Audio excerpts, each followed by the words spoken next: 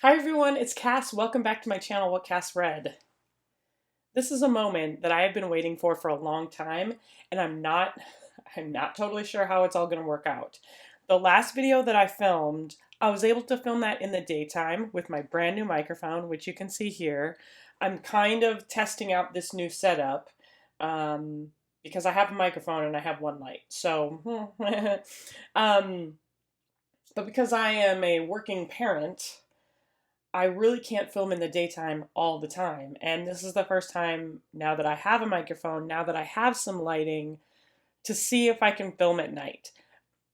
Every other YouTube video that I have ever made, I've only ever used daylight from a window.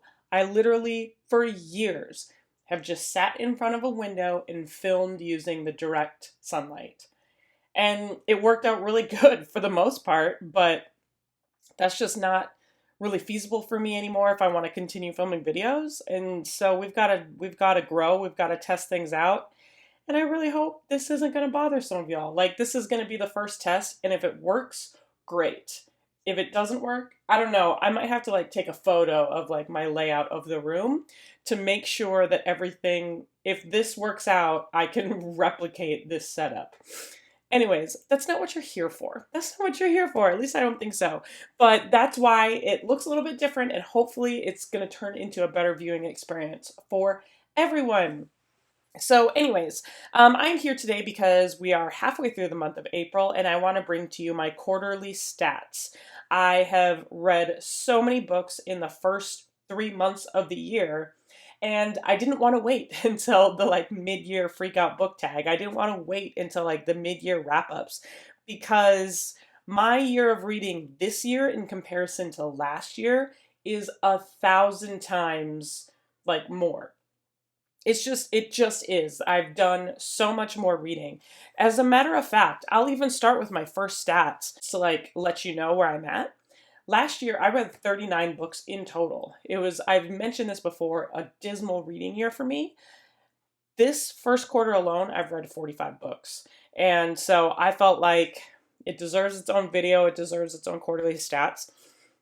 I didn't really do a stats breakdown of last year, so I thought, let's just do it. Let's just try this out. So I've got stats for you stats fans, and then I also wanted to have a little bit of a discussion, talk about my best, worst, and most surprising books of the year so far. I've got notes, I've got charts, we'll see how it ends up. We'll see how it goes.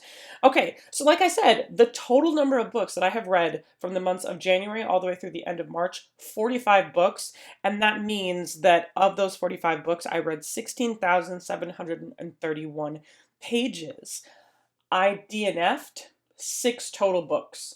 So that's not bad overall. I would consider, like, in years past, this is pretty on par with like the rate of books that I like, the ratio of books that I would DNF versus the ones that I was completing.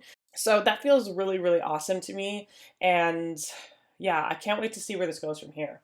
Now, there's another video that I definitely want to film, and it's just taking me a while to figure out the configuration of how I'm going to get the overhead shot, but I've wanted to share my reading journal with you. And the big thing about this reading journal is I have broken it up into like sections of like books 1 through 10, books 11 through 20, that kind of thing. And so I want to film the first books 1 through 50, because if at quarter 1 I'm already at 45 books, I was already able to smash through my initial goal of reading 50 books for the year. Yeah, I want to show that off, but that's where I'm sitting at as of like March 31st. That's where I was at. I had no intention of even like smashing that goal. It was just like, well, let's see what happens because of just like how bad reading was for me last year. Yeah. Now, as far as some of the breakdown goes, I think I was pretty surprised with like, I read 15 new authors, and a lot of that has to do with the fact that I read a lot of romance. Now, here's where the breakdown is as far as my genres go. Large scale, I read 60% of those 45 books were all romance, and then 20% were fantasy, and 20% were like other categories. That is a massive difference from books that I've been reading in the past. Now, that's not to say that I'm only going to read romance and I'm never going to touch a fantasy book ever again, because that's not true. But what I've been finding out is that I am just able to move through romance books at a much quicker pace than I'm able to move through my fantasy books. And fantasy readers, you know what that's like. There's just so much more world building. There's so many more pages. There's a lot of like potentially political machinations or anything like that. So I have found the fact that if I look at it 60% romance, 40% other books, that's still pretty good as far as like my overall reading. Now, I've surprised myself with like just the sheer number of different genres that I've been picking up. And that really, I think, has a lot to do with the fact that I am not doing any kinds of TBRs for the entire year. I don't think like I officially made a video as to like why I'm not doing any TBRs for the year, but the fact that I'm not doing any TBRs has definitely made just like the picking up books at random a lot easier, because I'm picking up what I want to read and just not paying attention to the ones that I don't want to read. All right, I've broken down as far as the subgenres go, because that was also interesting to me. So let's take a look at fantasy first, because even though I've only read 20% fantasy books out of that 45, I would say that it's been pretty even across the board. So it looks like 22% of those are folklore, mythology, epic fantasy 22%, YA fantasy 34%, urban fantasy and grimdark make up the other half. So it seems pretty on trend with things that I've read in the past, where I'm just kind of like dabbling in all of these different subgenres. And I expect, as I've historically read in the past, I expect grimdark and epic fantasy to pull ahead by the end of the year, but we'll see how it goes and changes throughout the quarters. Now, this was interesting. I don't think I have this, let me just pull out my calculator, because before I started filming, kid came home from school, had to get dinner on the table, so I wasn't able to do all these quick calculations. So let's see. I have my romance subgenres broken up to dark, historical, taboo and forbidden, small town, fantasy romance, and I've put fantasy romance in the romance category instead of the fantasy category. I think that was the right call. They're more romance than they are fantasy. Contemporary, crime, and romantic suspense. So let's take a look. What was my total number? I've read 27 romance books so far. Okay, so 15%, like it's so even across the board. I've read 15% dark romance, 15% historical romance, 15% fantasy romance, and 15% contemporary romance. Crime romance is a little bit of a cheat because they were 5 novellas, and that was 19% of the romance books that I read. Taboo and forbidden is definitely the smallest of the category. I've only read 4% taboo and forbidden, and I don't see that number like drastically changing. Oh, I need beverages. If you can't tell from this brand new microphone, I'm getting over a cold. So yeah, I think that's really interesting to note as far as the first part of the year goes, because this is just like uncharted territory for me as far as having another genre that's taken over my life. Now, as far as like the books themselves, it looks like the condition of the book, whether it was borrowed, new, or used, is also extremely interesting to me. And a lot of that can be contributed to my Kindle Unlimited subscription. So as a matter of fact, Kindle Unlimited is sweeping the competition. Not sweeping. I shouldn't say that. I have read 23 borrowed books this year. Actually, so it's like just a touch ahead of new and used books. I've read 51%. So just a touch of over half the books that I've read this year are borrowed, which is a total game changer in terms of how I'm consuming books. Majority of years past, I think ever since I've been on BookTube, a lot of the books have been books that I have actually owned. And the only time that I was borrowing books is when I was listening to an audiobook off of Scribd. So just having that additional subscription service has totally ramped up the number of borrowed books that I'm reading, which I think is really awesome. And not contributing to always having to like buy books just to put on my shelves. Page count is actually pretty interesting too. So I think this has a lot to do with why you see so many more romance books than fantasy books, because the number of pages in these books are primarily between 300 and 400 pages. So you can see the breakdown of the numbers there. Whereas all the fantasy books that I'm reading typically are 500 pages or more. So as far as like the I guess the largest number of page bracket that I've been in has been the 600 page book, and I'm pretty sure that was The Words by Ashley Jade. That's a book that no wait, did I read that in the first quarter? No, I read that in April. What was the 600 page book? That had to have been First Law. Oh no, let me check because I got my computer pulled up right in front of me. I have two monitors going on. Oh, there it is. Okay. Oh, duh. Okay, I thought I was going crazy. It was Iron Gold by Pierce Brown. Okay, that is a chunky book. So there you go. An SFF book being over 600 pages. Very rarely am I finding that these romance books that I'm picking up are over 500 pages. A majority of them are between 300 and 400, which is why I'm able to move through them so quickly. Star rating. I've had a pretty good star rating year so far. Let's see, like the majority of the books, I'm giving a 4-star. 38% of the books were 4-star reads. Okay, and then 20% were 3-star reads, which is also new to me. I don't think I've given that many 3 stars out. And then 20% were 5-star reads, and very few 2 and 1 star, but I have had a few. We'll actually talk about one of them in a little bit. Physical audio and ebook format. It's gonna line up with the rest of the stats that you've been seeing. The ebooks completely trump all of the other books. Let's see, I read 22 ebooks, 11 on audio, and 13 physical. So that means 49% of the books that I'm reading. So I read 51% borrowed books because a couple of them were audiobooks on Scribd. But of the borrowed books I'm borrowing, 48% of them are on Kindle Unlimited, which is kind of crazy. Actually, let's pull up that stat too, because I did break that one down. 40% of the books that I have read this year were from Kindle Unlimited, which is really crazy.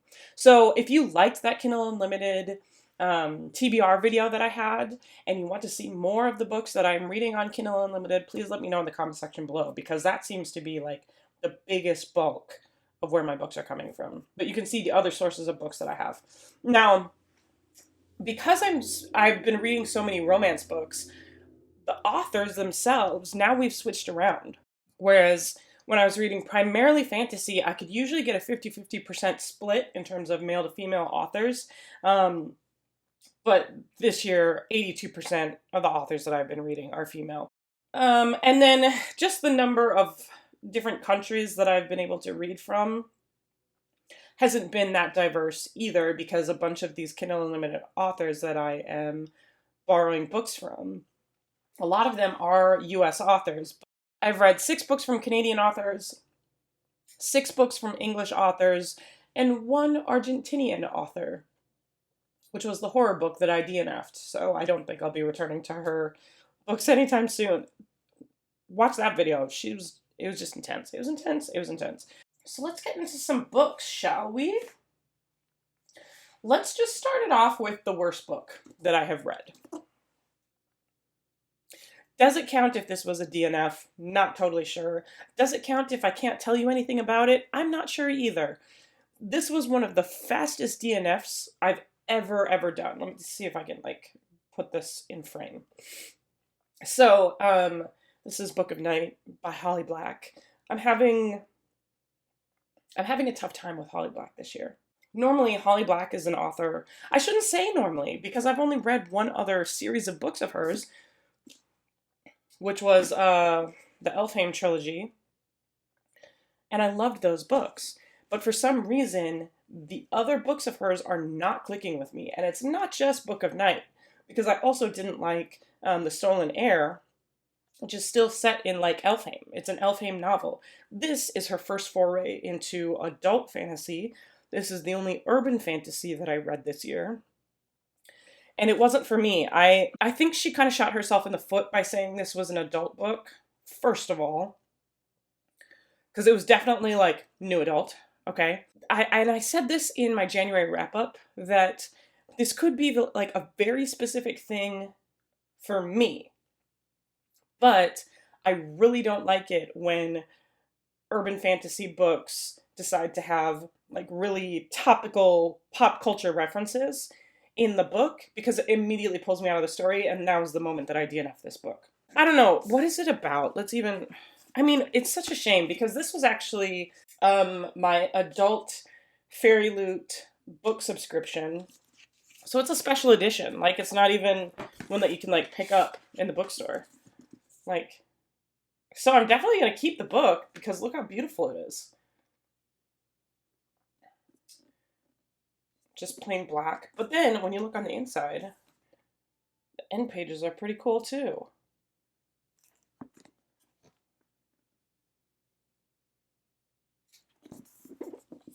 It's signed, you know?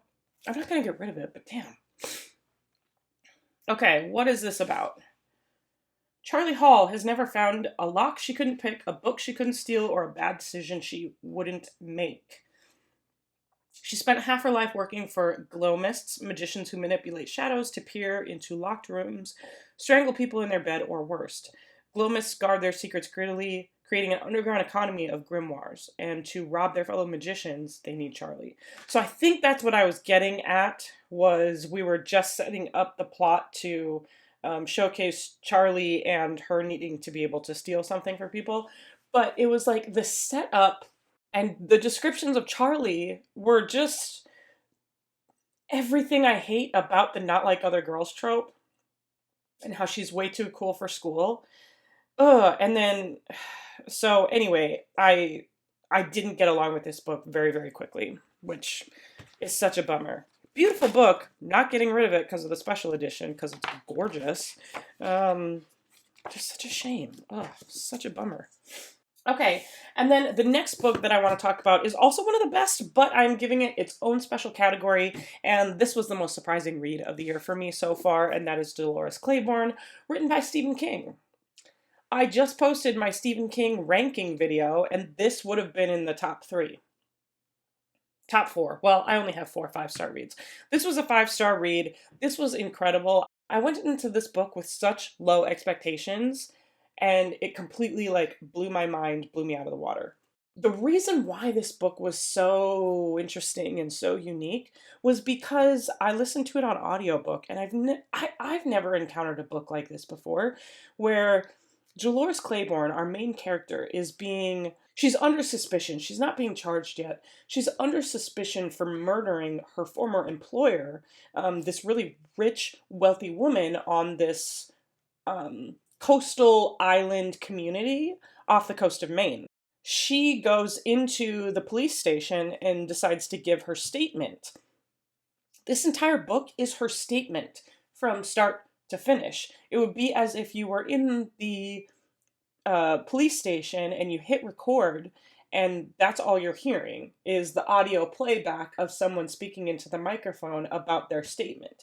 Because there's things going on around the room, but you can't hear those things. Like, she asks for a glass of water, she asks for some whiskey, she talks to the stenographer. It was so cool. So that made it different. But what I encountered through this book, it was just, this woman starts from the beginning. Like, she's not just giving the statement of what the police found when they found her employer's body. She's starting from the very beginning. She's talking about her marriage. She's talking about secrets of this coastal island community.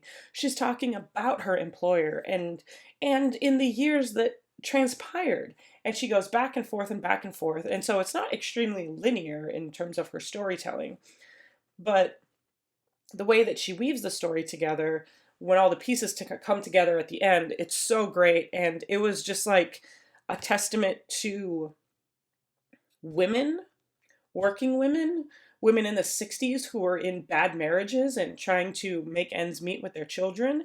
And then also the opposite of that with wealthy women and their relationships with the people around them and their children. So it was like a testament to motherhood.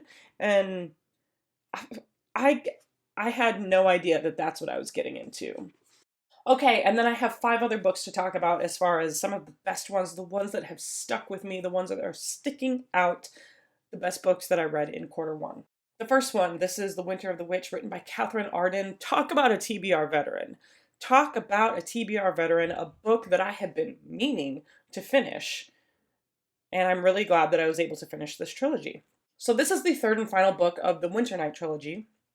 The first book being The Bear and the Nightingale, one of my favorite fantasy books of all time. And it took me, I don't know, when did I read The Bear and the Nightingale? Like 2019, 2018, 2019, something like that. And then I did not pick up the second book, which was The Winter of the Witch. No, wait, this is The Winter of the Witch. I did not pick up the second book, The Girl in the Tower, until 2023. I read both The Girl in the Tower and The Winter of the Witch this year. That was a mistake, first of all. I should have read them much sooner.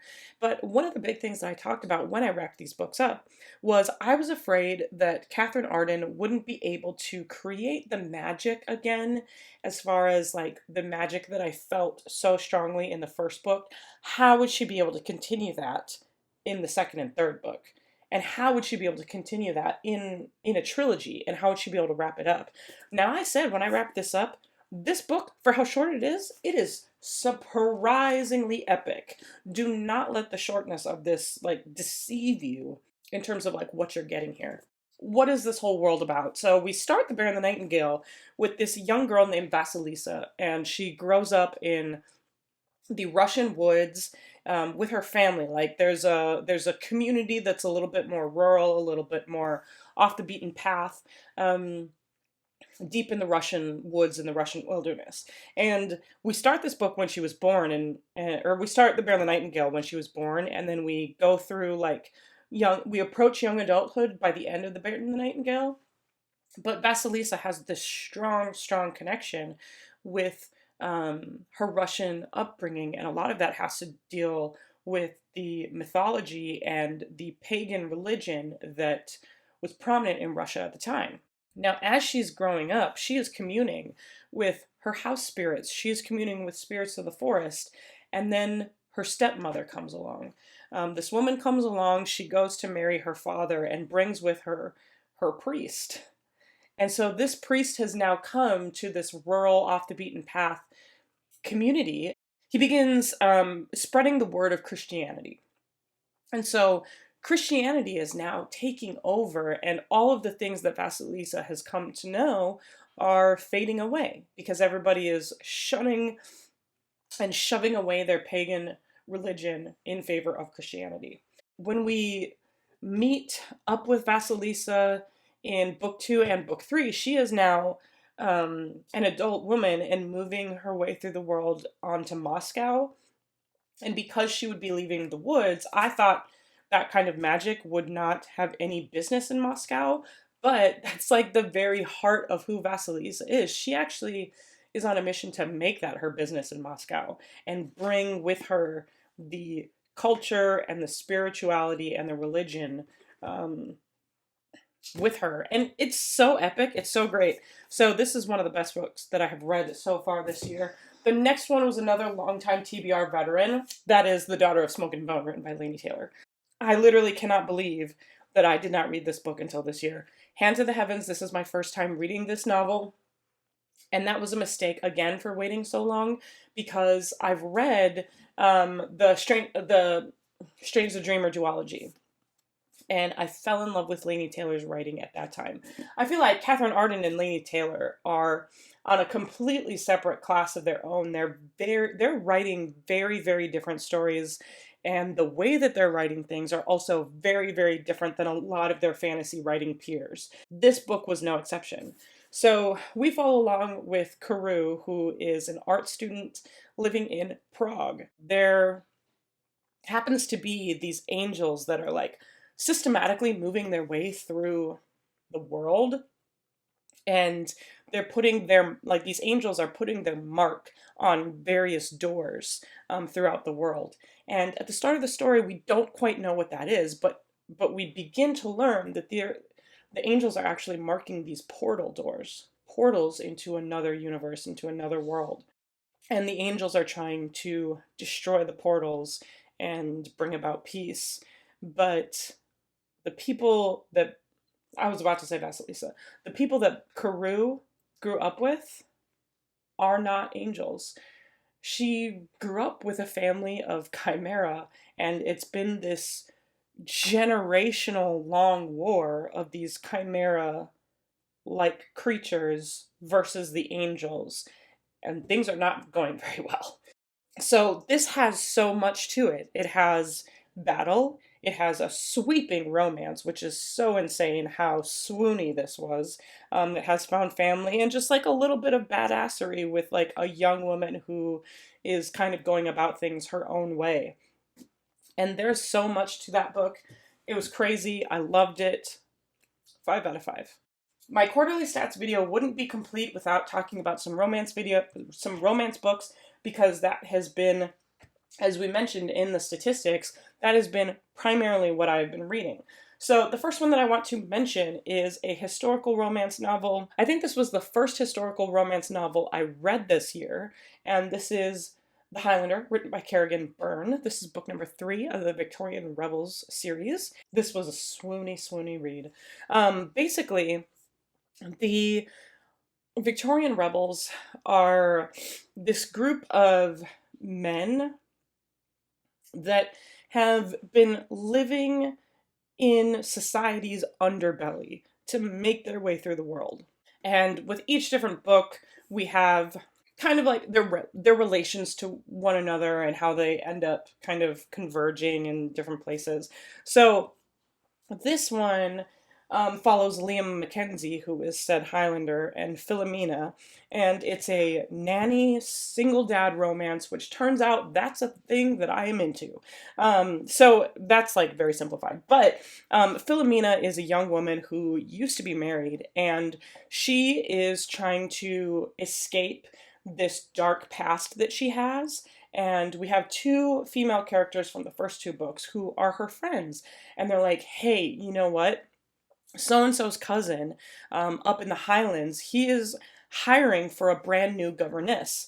And it would be great. Why don't we put in a good word for you? You can apply for this governess position and then just run off to Scotland. You'll be able to escape your problems that are happening here in London. It's going to be the perfect setup. The things about Liam Mackenzie is that he is, he's a very gruff Highlander. He is a man who is kind of returning to his post at home, trying to do right by his children, which is why he's hiring a governess.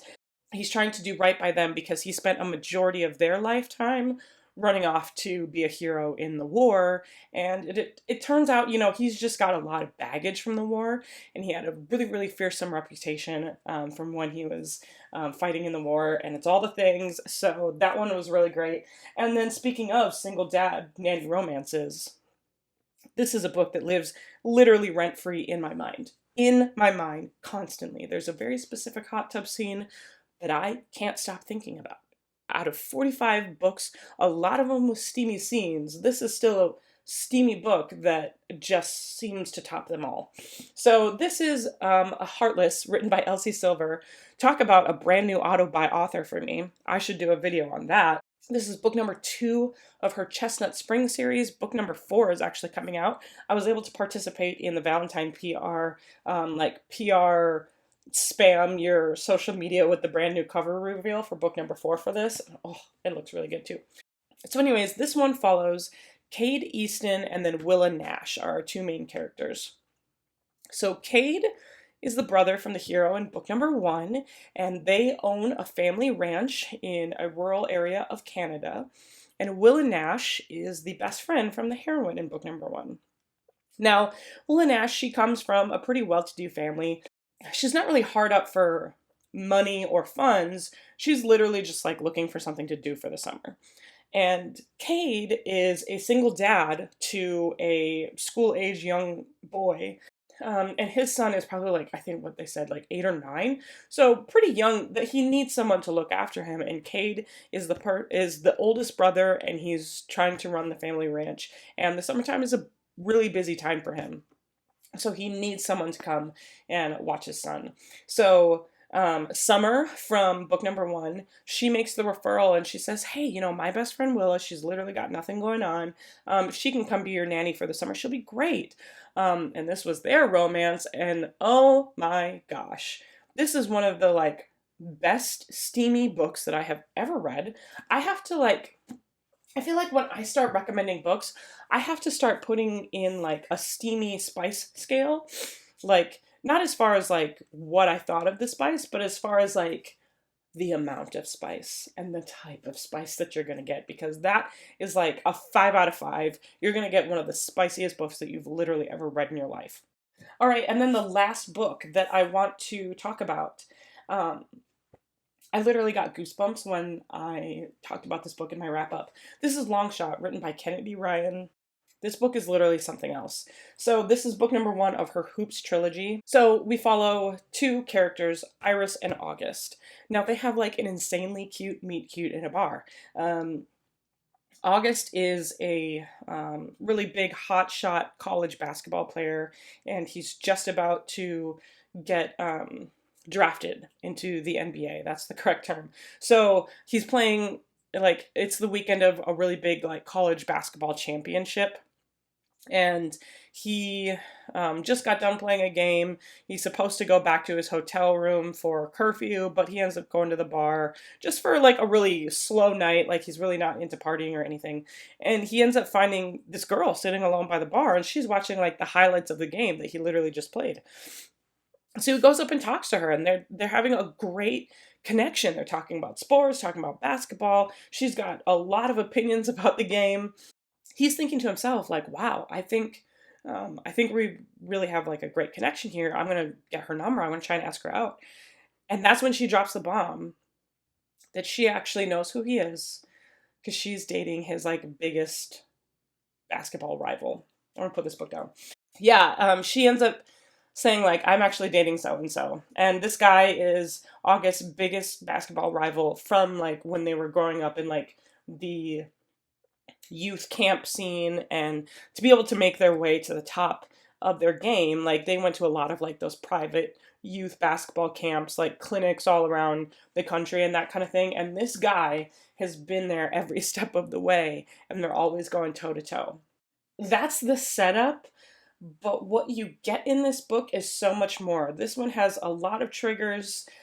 You need to read the triggers before you end up reading this book, because we talk very heavily about domestic violence. There's huge scenes of domestic violence on the page, so you really want to be careful going into it, but I promise you this is worth it, because Kennedy Ryan, unlike no author I've ever met, is able to write about these like extremely